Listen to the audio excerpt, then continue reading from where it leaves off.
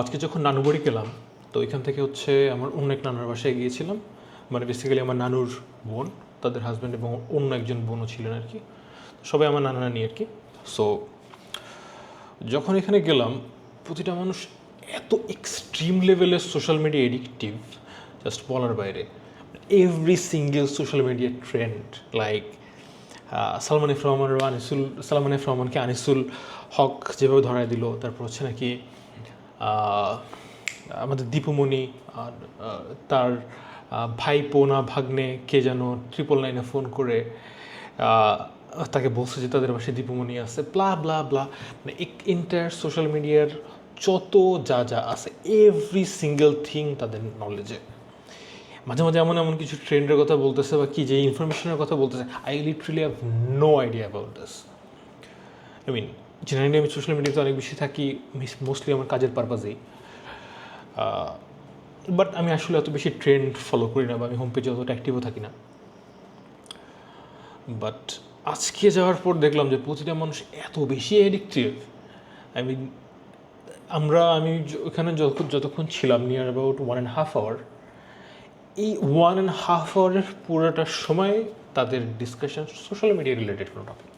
মানে I never had any conversation like this with this people. Generally হয় ফ্যামিলির বাসায় কী আছে, কে কী করতেছে না করতেছে, তারপর কারো যদি কোনো ফিজিক্যাল প্রবলেম থাকে, বা যেহেতু সবার বয়স হচ্ছে, সবার রোগ ব্যাধি বিভিন্ন জিনিসপত্র নিয়ে জিজ্ঞাসা করে অ্যান্ড অল। বাট এখন এন্টার টপিকটাই হচ্ছে মানে রাজনীতি রিলেটেড। মানে এত এডিকশন হলে তো সমস্যা। মানে একটা জিনিস এতদিন একটা টাইমে প্যারেন্টসদের যেরকম টেনশন ছিল যে আমার ছেলে মেয়েগুলো সারাদিন ফোন টিপতেছে, ফোন টিপে টিপে নষ্ট হয়ে যাচ্ছে হ্যান ত্যান, এখন তো সিচুয়েশন এরকম দাঁড়িয়েছে যে আমাদের 2 জেনারেশন আগে যারা আছে, মানে আমার নানা নানির জেনারেশনে যারা, অনেকে প্যারেন্টসও এরকম heavily phone addict. But specifically হচ্ছে যে আমার প্যারেন্টস, আমার নানা নানির যে জেনারেশনটা, যাদের কাছে স্মার্টফোন আছে, তার এত বেশি ফোন অ্যাডিক্টিভ, মানে ইয়াং জেনারেশন বা পিচ্ছি বাচ্চা যারা আছে, তাদের থেকেও তাদের অ্যাডিকশন এক্সট্রিম লেভেলে, জাস্ট বলার বাইরে। যাই হোক, আই ডোন্ট নো কী হবে তাদের দিয়ে। আর সব থেকে ওর্স থিং হচ্ছে যে যত যত গুজব, যত আনঅথেন্টিক নিউজ আছে, আই ডোন্ট নো। আমি ফর এক্সাম্পল আমার নানুর বা আমার নানার মোবাইলটা যখন আমি দেখি কোনো একটা জিনিস সলভ করার জন্য, যখন আমি ইউটিউবে ঢুকি, যত আনঅথেন্টিক নিউজ সম্ভব, প্র্যাকটিক্যালি সম্ভব, সব কিছু নিউজ তাদের সবসময় তাদের সামনে থাকে। আমি এত পরিমাণ চ্যানেল নট ইন্টারেস্টেডে ক্লিক করছি, তারপর হচ্ছে গিয়ে বেশ কিছু চ্যানেলকে আমি রিপোর্ট করছি।